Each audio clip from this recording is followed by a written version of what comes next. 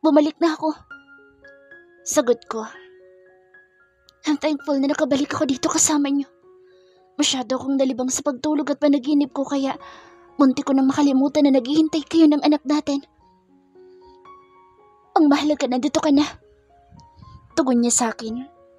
Our baby is waiting for you. He is fine and healthy now. Katulad ng mommy niya, naging malakas at matatag siya. I want to see him. Of course, kapag maayos ka na at pwede na lumipat sa private room, maaari mo na siyang makita. What happened? Tanong ko kay Austin. Hindi mo na ba naaalala? Na-aksidente kayo ng mommy mo. Pagkarinig ko ng salitang aksidente, nag-flashback lahat na nangyari sa akin. Masaya kami ni mommy pero may isang kotse na bumangga sa amin.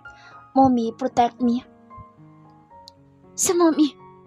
Tanong ko nang pumasok agad ito sa isip ko. Austin, she saved me. Gusto ko siyang makita at makausap. Gusto ko siyang pasalamatan. Alam mo ba, nagkaayos na kaming dalawa. After we talked in the restaurant, babawi daw siya sa akin. Sa apo niya.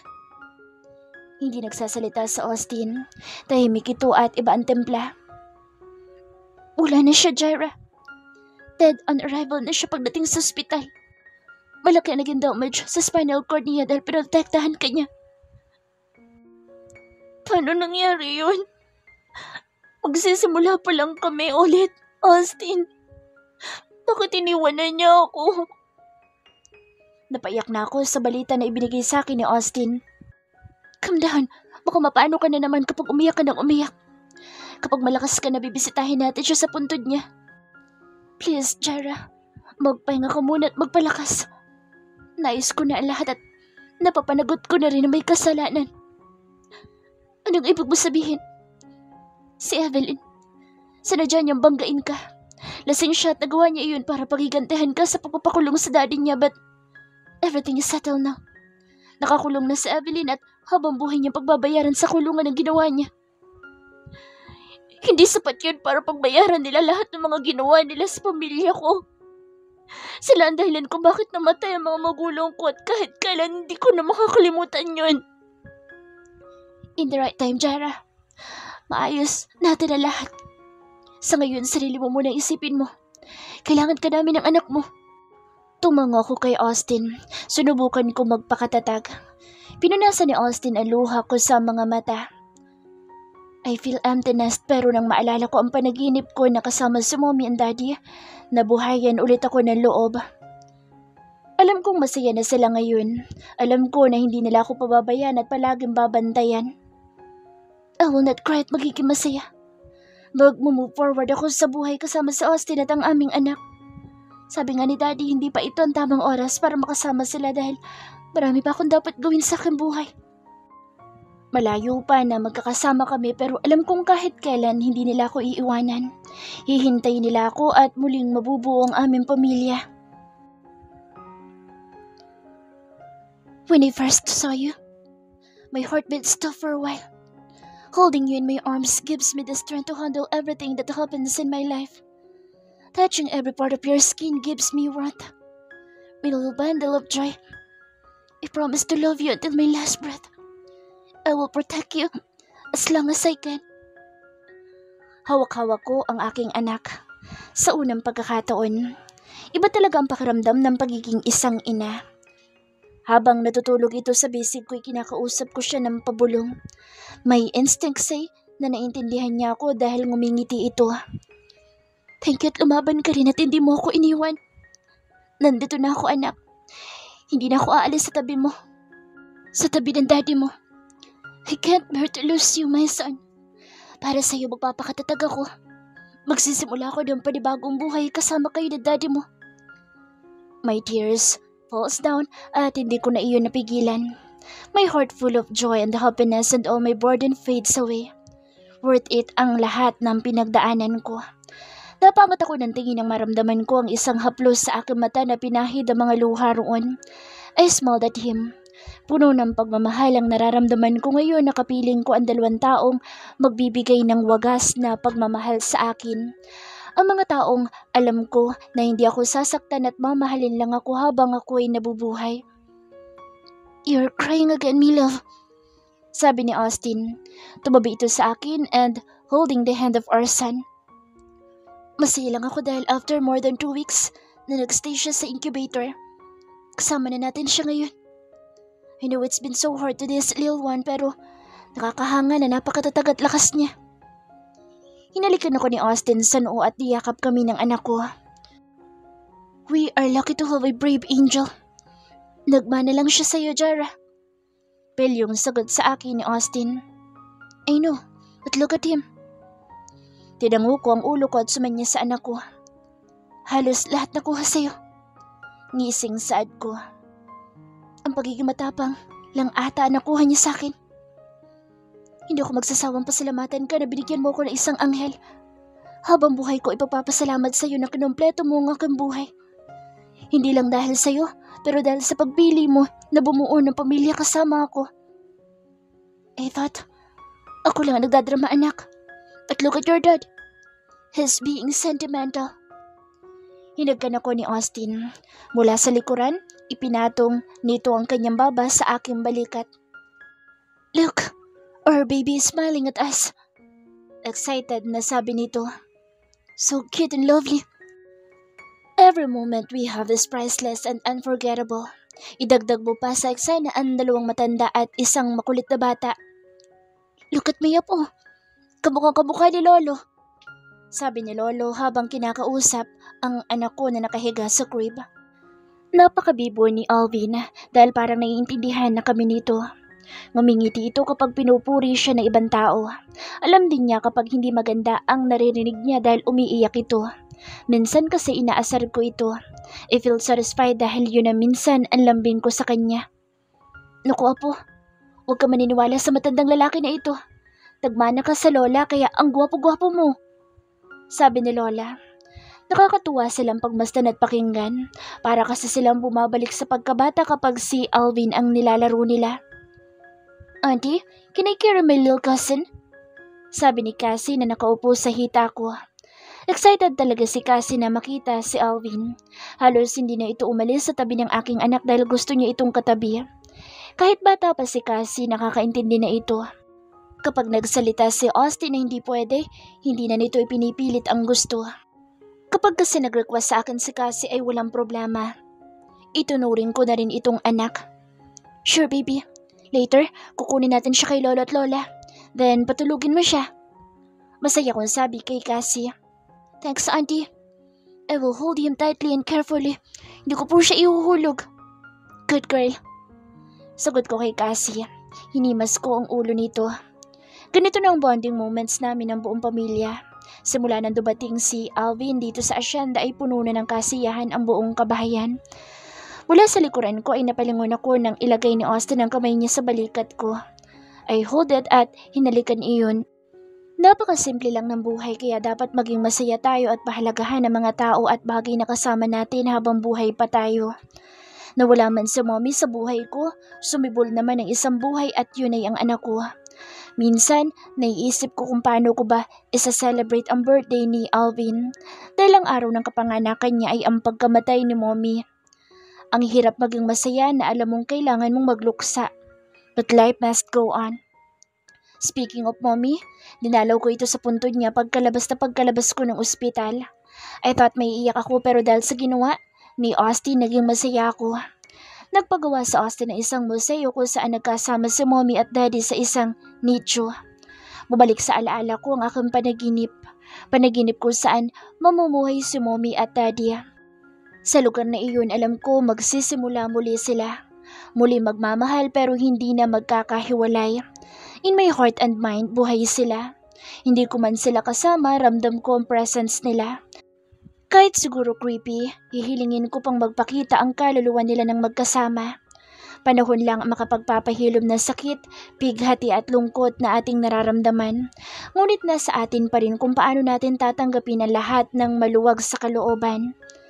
Napapangiti ako kapag naalala ko kung paano ko planuhin na makuha ang lalaki na makatutulong sa paghihiganti ko. Pero wala sa plano ko na mamahalin ko pala ito ng panghabang buhay. Despite of our differences, kahit pa sa pag-uugali, gawi at pananaw, our love unite us. What are you thinking? Tanong ng isang boses. Kahit nakatalikod ako o mapa sa malayo ito, kilalang kilala ko ang boses nito. Wala naman, D-Love. Tugon ko. I miss you. Hinalikan ako dito sa labi. I miss you too. Let's go home. Yaya nito sa akin.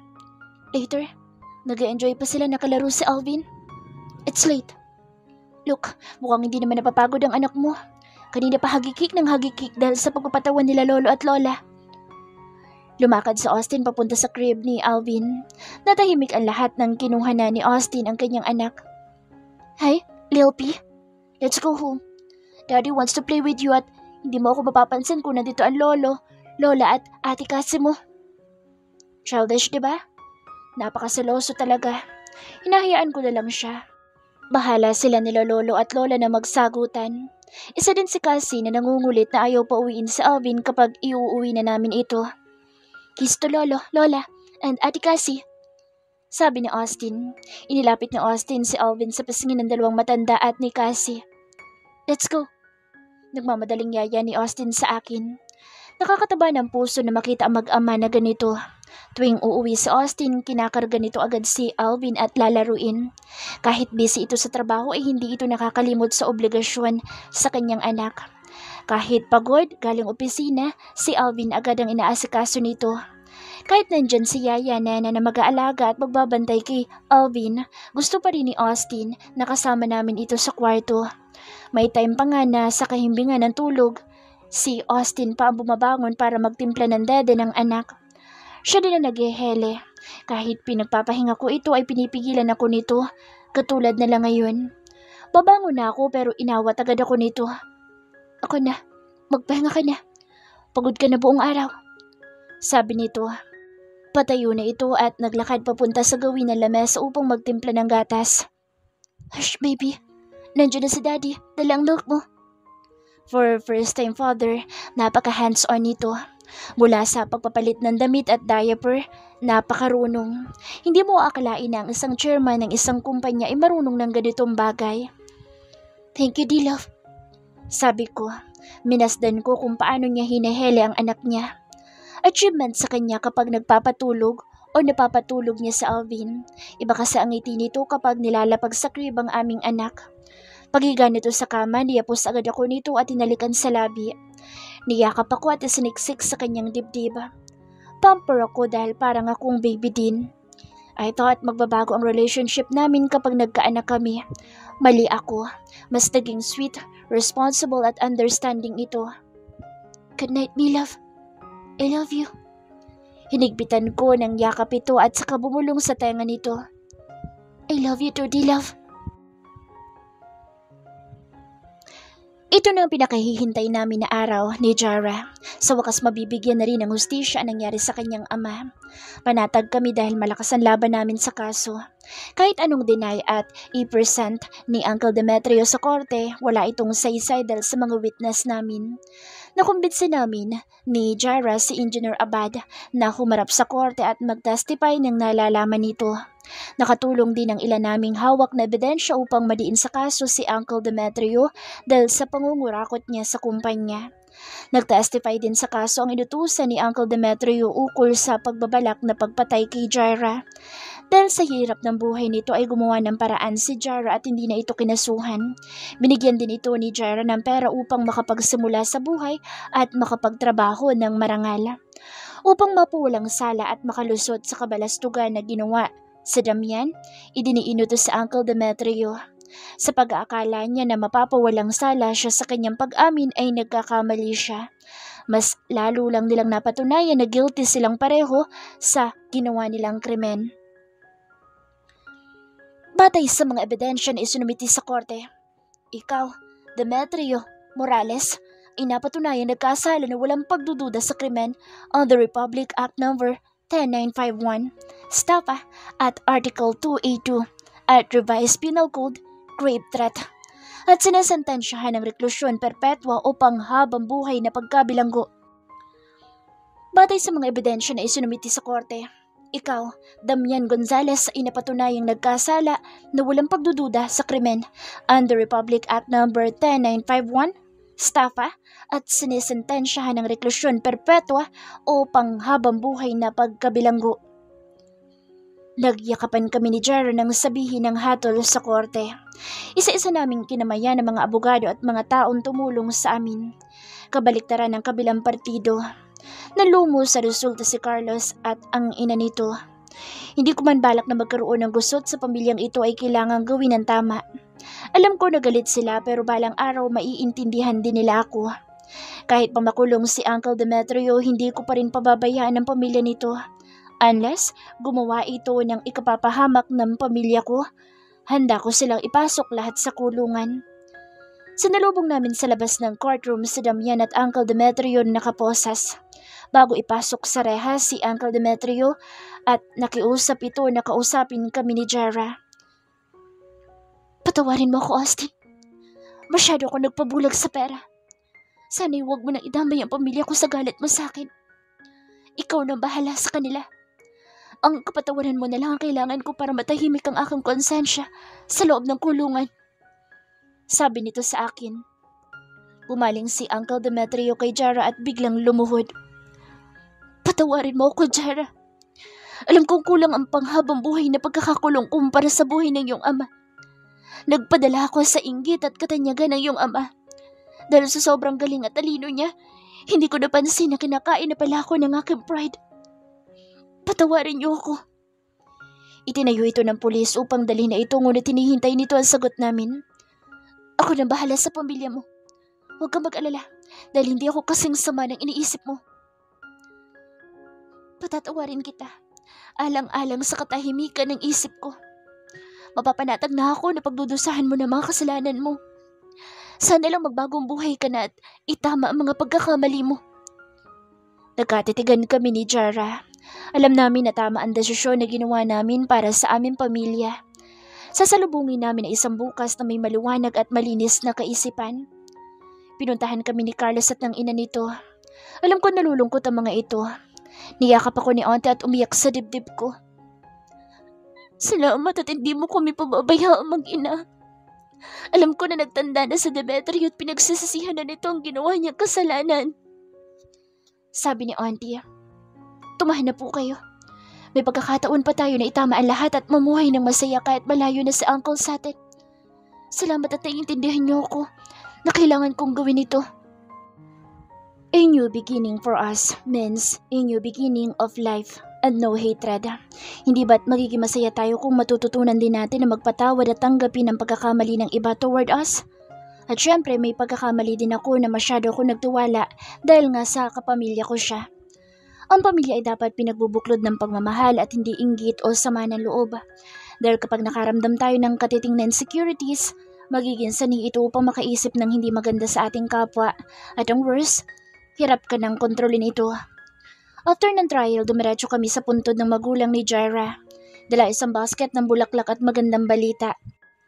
Daddy, nagkaroon na ng katarungan ng pagkamatay mo. Malinis na ang pangalan mo sa lahat ng tao. Hangang-hanga sila sa iyo dahil isa kang dakilang tao. Ipagdadasal at pinagpapasalamat ko sa may kapal sa kabilang buhay. Kung ikaw pa rin magiging magulang ko, kayo ni Mommy. Umiiyak si Jara, hindi dahil sa lungkot kung hindi sa natutunan na nitong patawarin ang taong nanakit sa kanya at sa kanyang pamilya. Masaya ito na nakamit na niya ang katarungan para sa kanyang ama. Mommy, sana masaya na kayo ni Daddy. I'm praying for your eternal happiness and love. Ilang sandali pa at tumayo na si Jara. Nagaya na itong umuwi sa bahay dahil inaalala nito ang aming anak na si Alvin. Hindi nito kayang mawalay na matagal sa aming anak kahit pa iniwan namin ito kay Lolo at Lola. It's been 4 months nang mangyari ang malagim na insidente sa buhay ng mag-ina ko at lubos ko'y pinagpapasalamat sa Diyos na hindi nito kinuha sa akin si Jara at Alvin. Kahit magnovena araw-araw, kulang para lang ibalik ang pasasalamat. Ngayon ang araw ng binyag ni Alvin. Naganda kami sa asyenda at inimbitahan ng malalapit na tao sa amin ni Jara.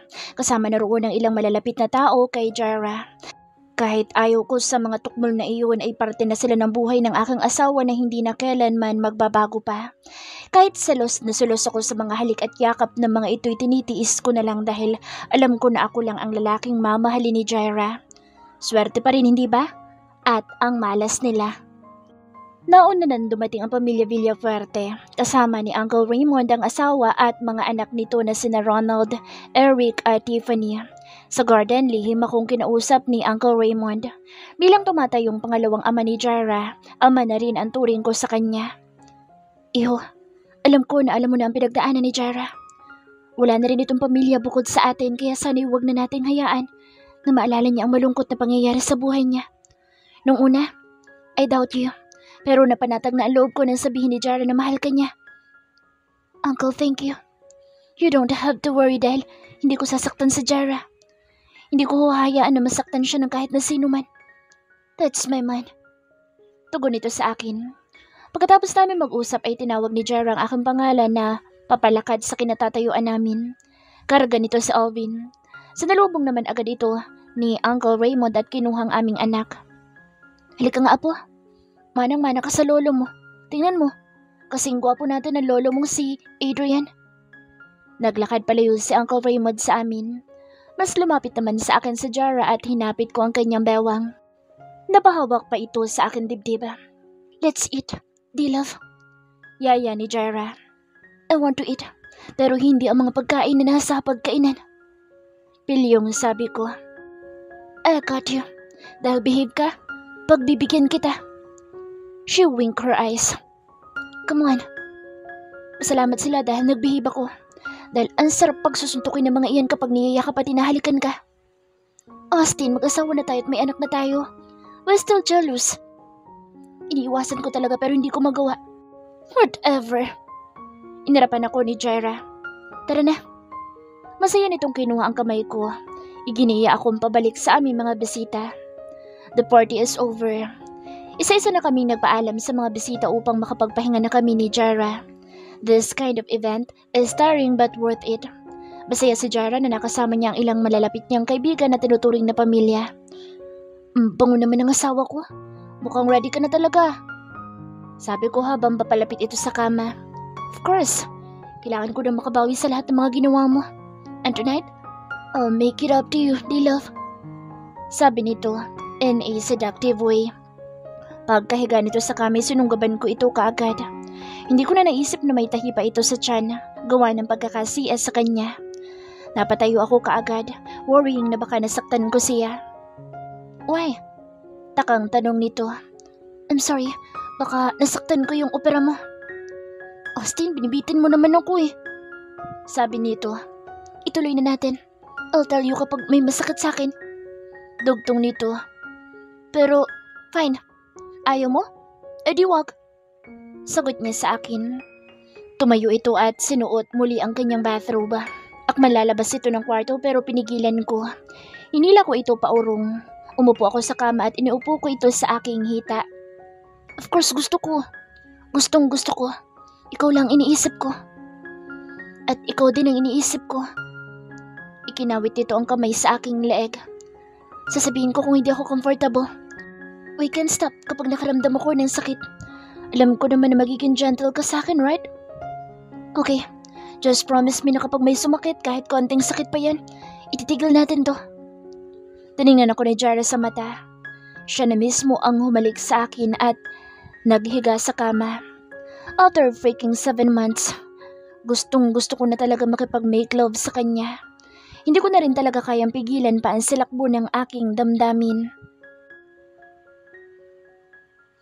3.5 years later. What a wonderful morning to wake up kung mabubungadan mo sa iyong pagising ay ang dalawang lalaking mahal mo sa buhay. Mimi, bulong ng maliit na boses sa akin tanga. Nagkukunwari pa natulog ako. Kiss your mom so that she can wake up like Cinderella. Nangingiti ako sa 2 tao na nasa tabi ko dahil ang kukulit. Naramdaman ko na hinalikan ako ng anak ko sa aking labi kaya naman idinilat ko ng mata ko. Good morning, little boy. Bati ko. Niyakap ko ito at hinalikan. Pagkatapos kong halikan ng aking anak, ang ama naman ang humahaba ang uso at gumagaya sa anak. How about daddy? Tanong nito. Oh, kawawa naman si daddy. Pakunwaring malungkot kong sabi. Come here daddy, I will kiss you too. Nakita ko na natatawa ang anak ko dahil sa ginagawa kong pagiging boses bata. Hinalikan ko ito at niyakap. Masyado itong seloso sa aming anak. Kapag si Alvin lang ang nilalambing ko. Good morning, me love. Breakfast is ready. Bumaba na tayo para makapunta tayo sa mansyon nila lolo at lola. Hinihintay na nila sa Alvin. Sabi nito. Itinayo ako ni Austin, pati ang anak ko'y tumutulong din na pabangunin na ako sa kama. Every weekend sa mansyon kami nag-i-stay dahil gusto ni lolo at lola na katabing matulog ang kanilang apo sa kama. Alvin and Cassie are their happy pill, kaya naman spoiled na spoiled ang mga bata sa dalawang matanda. Sabi nga nila, sa kakaunting buhay na natitira sa kanila ibigay na daw namin ni Austin ang kanilang kasiyahan. This past few days, medyo hindi maganda ang pakiramdam ko. Hindi ko na sinabi kay Austin dahil alam ko mag-aalala ito. Nag-research ako online para magka-idea kung ano bang posible na sakit ang nararamdaman ko. Iba't ibang article ang binasa ko sa iba't ibang site at isa lang ang sinasabi nito. Dahil hindi ako makapaniwala, ako na lang muna nagpatingin sa ospital. Ayoko magpakasigurado hanggat hindi ko nakukumpirma. Pagdating sa ospital, todo-todo ang kaba ko na nararamdaman. Like the first time na magpa-check up ako, I can't wait to hear the findings. Ano man ang maging resulta ay magiging masaya ako at tatanggapin ito ng buong puso. It's confirmed. I'm 1 month pregnant to our second child. Tears fall in my eyes kagaya nung una ko nalaman na ipinagbubuntis ko sa Alvin. Hindi ko ito ipinaalam sa kahit kanino. Valentine's ba ngayon? Tanong ko sa aking isipan habang naglalakad pa uwi sa bahay. Kaya ako natanong kung Valentine's ba dahil puro kulay pulang nakikita ko sa akin dinadaanan. Pulang bulaklak, pulang lobo na hugis puso, pulang mga petals na nilalakaran ko. I feel so much love dahil sa mga nakikita ko. Siguro ay may pakulo na naman ang asawa ko. Happy anniversary, me love. Salubong na bati sa akin ni Austin habang papasok ako sa pintuan. Niyakap ko ito ng mahigpit. You always make an effort sa tuwing anniversary natin. Thank you. I love you, D-Love. Let's go to the garden. I prepared dinner for us. Dinala ako dito sa garden. Nandoon ang pre-prepare niyang dinner. A simple effort and celebration for me is enough. Living with him and our son is a wonderful gift for me. Iginiya ako nitong papalapit sa lamesa. Inalalayan ako nito hanggang sa pag-upo. Thank you, D-Love. Pag-upo nito sa tapat ko'y kinuha nito ang kanyang regalo. Sana hindi ka na nag-abala pa. Ang dami mo na ibinibigay sa akin. Bukod pa doon, ang pagmamahal mo ay sapat na regalo sa akin. Kinuha nito ang kamay kong nakapatong sa lamesa at pinisil iyon. This is one of my ways to say I love you. Here's my gift. Abot ng regalo nito. I know. Kaya nga kahit mapuno na ang drawer ko dahil sa mga regalo mo, tinatanggap ko. Ngising sabi ko. Before we start to celebrate, gusto ko muna ibigay ang regalo ko sa'yo. Sabi ko. Kinuha ko ang isang parehabang box sa bag ko. Inabot ko sa kanya iyon pero bago tuluyan na kunin niya iyon, ay nagsalita muli ako. This is my gift. Actually, prepare ko na ito last 2 months. I hope magustuhan mo. Sabi ko pa. Napalunok ako habang unti-unti niyang binubuksan iyon. Kinuha niya ang laman ng box at pinakatitigan iyon. Is this free? Totoo ba ito o isa lang sa mga prank mo? Tanong nito na hindi makapaniwala. Why would I? Kahit naman pilya ko minsan, hindi ko magagawang biruin ng ganyang bagay. I didn't expect na ganitong ibibigay mo sa akin regalo. Sagot nito. Tumayo ito sa kinaupan at kinarga ko. Thank you. Thank you for giving me a wonderful and memorable gift. Being a father again is worth it. This is so priceless, Jaira. Pinupog ako ng halik nito. Sinagot ko lang iyon ng mainit at masaya na yakap. Thank you. I love you. Hinaplos dito ang aking pisngi. I love you for giving me another child.